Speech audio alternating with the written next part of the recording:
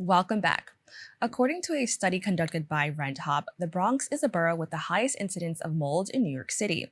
The study analyzed reports of mold from 2017 to July 6, 2023, and found that an increasing number of New Yorkers are calling 311 to report unsafe living conditions caused by mold. Allyson Waddell, data associate for RentHop, joins me to discuss the study and its potential impact on renters. Allyson, thank you so much for joining me. Thank you for having me. Now, can you just share a little bit more about the work behind the study on mold in New York City conducted by your organization, and what was the motivation behind it? Sure. So as one of the city's larger rental listing platforms, we're curious about the conditions that affect tenants and their day-to-day lives. So we conduct market research and produce data studies on topics like average rental prices, rodent sightings, heat complaints, and now mold complaints. With this study in particular, we were curious about how the COVID-19 pandemic and climate change have affected mold complaints year over year. Now, and I also want to add that we spoke to your organization before, and there's just so many amazing things that I think New Yorkers should just know about. So again, thank you so much for joining us and having this conversation. What were some of the key findings in New York City? I guess this study found over the years? Sure. So we looked at data from 2017 through July 6th of 2023, and we found that mold complaints are increasing year over year on a citywide basis. Looking a bit more specifically at boroughs, we did find that the Bronx has the highest number of mold complaints. Now, we report our numbers with normalized data, meaning that we consider the data in terms of 10,000 renters. So with the Bronx in particular, we found that it has 112.3 complaints per 10,000 renters. Following the Bronx, we have Brooklyn, which has 55.1 complaints per 10,000 renters. And then following Brooklyn, we're looking at Manhattan, Queens, and then Staten Island with the number of complaints. Now, what are some of the potential conditions that have caused this increasing trend? Sure. Our team, when looking at the numbers, sees how COVID-19 and climate change have impacted mold complaints. As the city is getting warmer and more moist year over year, there are more situations where mold can grow, and then the pandemic as well has influenced that growing number. And I'm curious to know, how did the pandemic increase this? Sure. So when we're looking at the complaints between 2019 through 2020, we see that those complaints drop off, probably because there were fewer tenants in the city. Additionally, tenants who were here may not have wanted to call to have someone come into their apartment during a pandemic. They may have been dealing with a sick family member or were sick themselves, so there may have been more pressing circumstances. After 2020, we see complaints start to increase year over year, and we're now at the point where complaints are higher than they were pre-pandemic. As there were COVID surges, more work from home policies, we believe there were more circumstances where tenants were home to see mold and then report about it. Now, as mentioned, the Bronx ranks as the moldiest borough of New York City, which, sadly, is not a surprise. Unfortunately, whenever we see a lot of injustices in New York City, the Bronx tends to be the highest to face these injustices. Can you just explain, what could possibly be causing the Bronx to have the highest amount of mold in the city? Sure. So looking at the Bronx and the city overall, we find that in areas where rental prices are lower, there tend to be more complaints about mold and other 311 circumstances as well. If a tenant is paying more for rent, they're likely living in a building that has a larger management team that's probably more responsive compared to buildings with lower rents. Their landlord or management company may not be as equipped to properly respond to complaints. Yeah, I'm so glad that you mentioned that, because it also shows that it's more than just health, that it also has class and income that can, impact your health, which kind of goes into my next question. As I mentioned, the Bronx is the highest in everything bad and the lowest in everything good. So we know that the Bronx experiences the worst health outcomes in the city. How does this finding regarding mold contribute to these poor health outcomes from the Bronx? Right. So our study looks at the 311 complaints for mold. So a tenant who's living in a building, they're probably seeing their mold, they're watching it grow, reporting it to their landlord or management company, and then not getting a response. That's when they complain to 311, and they still then have to wait for someone to come through and address the issue. So they're spending a decent amount of time living with mold in their apartment. And in people, younger children, those with allergies, being around a moldy environment can lead to health and respiratory issues that may have long-lasting effects as well.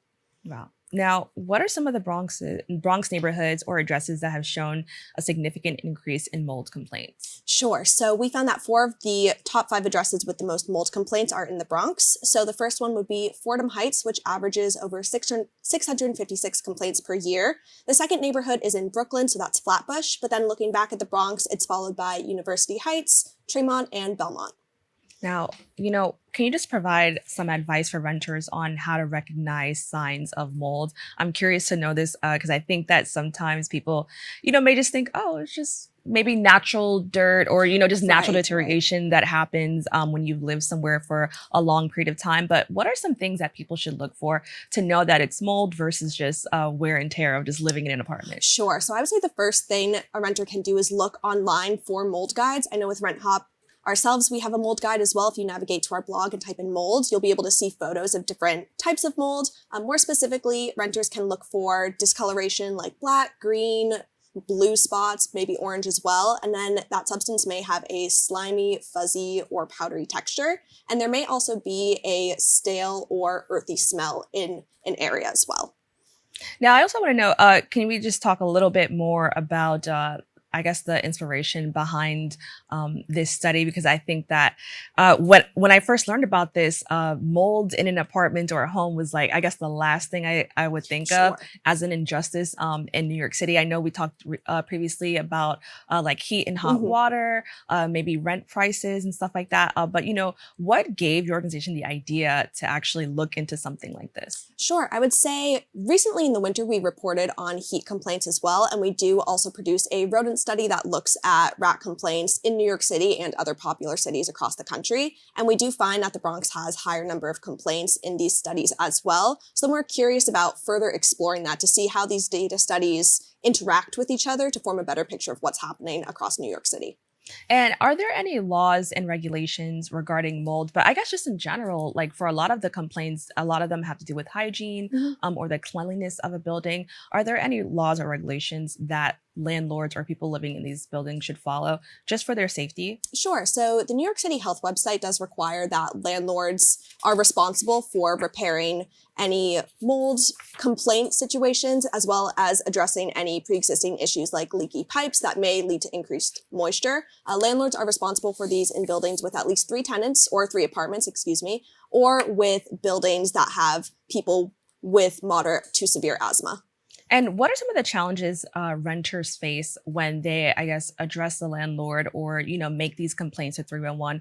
What is that process like and what do they go through when they're, trying to make a complaint? Sure. So a renter who finds mold in their apartment first will probably document that mold. That's our recommendation as well. You can take photos, take videos, submit them to your landlord or management company. And then if the problem persists, continue to document that as well to see it persisting or changing. And then that renter, they'll wait for a response from someone in their organization. If they don't hear a response, that's when you can go and call 311 or file a complaint online as well with the HPD department. And then once you file that complaint, someone from HPD will come. They'll send a uniformed code inspector to survey the situation. And that's when they'll intervene with the landlord or management company to do things like issue fines and ultimately resolve the mold issue as well.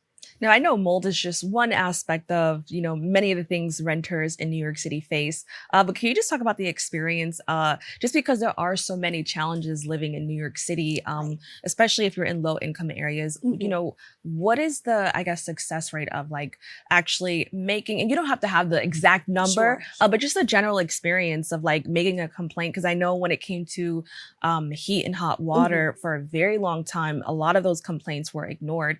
So can you just talk about, I guess, just your organization and the work that you do, what you guys have found in regard to when renters make those complaints, what actually happens? Sure. So we do look at certain addresses to see how complaints change year over year. And we do find that some buildings that had a higher amount of mold complaints have decreased this year and in 2022 as well. So it does seem that as more attention is drawn to the matter, landlords and management companies are growing more responsible and addressing the issues before they turn into 311 complaints. So that is positive change we're seeing. There are still neighborhoods and buildings that we're looking at where we see the complaints staying the same or continuing to rise. And that's what we're interested in learning more about as well.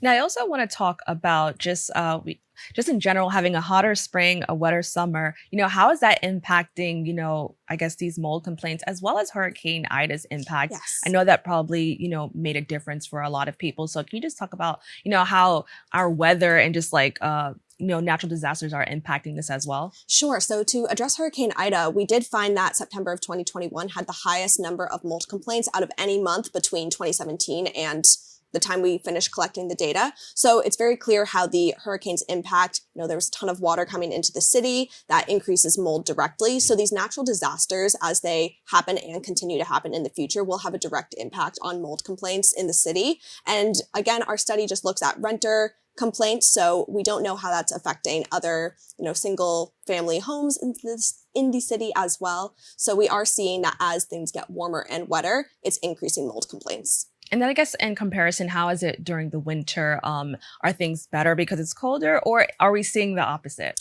So we actually have a higher number of complaints in the fall and winter season. It's partially because, it gets warmer in the summer. Maybe you open your window, you have an air conditioner to help with that ventilation. But then once you're closing your windows for that colder weather, it's actually increasing the chance of maintaining that moisture in your apartment and keeping, if your heat's on, makes a warmer environment, and then you don't have the ventilation from the windows. So we do see higher complaints in the fall and winter season. Now, I'm not sure if you can speak on this, but if you could, I think this would be very helpful. What is the process of actually getting mold out of your home? And this would be also very helpful for maybe people who don't rent, but maybe live in single family homes or two family homes. So what is that process like? And is this something safe that somebody should attempt to do? Sure, there are some kinds of mold that may be safe for at-home removal, and you can use a store-bought cleaner and follow a guide online to help you with that removal process. Typically, if it's a smaller area, something in your bathroom that you're just scrubbing the tile grout, that's going to be a bit easier than a widespread spotting that you have that you would need assistance with. And then for renters, what would that process be like? That would then be where you are reporting to your building that you have the mold, so that way you can have someone in proper gear safely remove the contaminated area. And are landlords required to, I guess, take certain actions or certain steps, when this is reported? And then also, are people allowed to stay in the home? I understand that, this could be very, I don't want to say hazardous for your health, Sure. but it could be detrimental to your health. So, should they still be in the apartment when this happens? What is that process like? Yeah, I would say a tenant should follow, if they're getting a response from their landlord or management company, they can discuss with them how safe it is to be in the apartment themselves. Obviously, some tenants may not have the option to just leave and rent somewhere else if they're having that mold complaint, but some may have a friend or family they can stay with if they're not feeling safe in their apartment. And then landlord or management company may be able to close a building, put people up in a different living situation for the time being. Ultimately, as well, if a renter finds persistent mold issues, they're reporting a lot, it's not getting properly addressed, they can also seek legal counsel to discuss withholding rent as well. But we recommend seeking counsel before you do something like that. Right. And I appreciate you taking the time to talk to us, because as a New Yorker, I just think these segments are so informative. We talked about your organization just a little bit, Sure. but can you just let everybody know a little bit more about your organization and, what they can do to actually find these type of studies? Sure. So RentHop as a whole, we're a apartment listing platform. So you can come on our platform to look for rental listings when it's time to move. But, all those days of the year where you're not moving, you can look at our data studies and our blog to find information about topics that appeal to renters. We produce blog posts, data studies, everything just to help out the renter on the day-to-day. Well, I want to thank you so much for joining us. Thank you so much. If you would like to read more about this report by RentHop, please go to their website, which you can find on your screen below. Or if you would like to learn more about this organization, please go to their website at www.renthop.com or follow them on social media at RentHop. Stay tuned. We have more open for you right after this.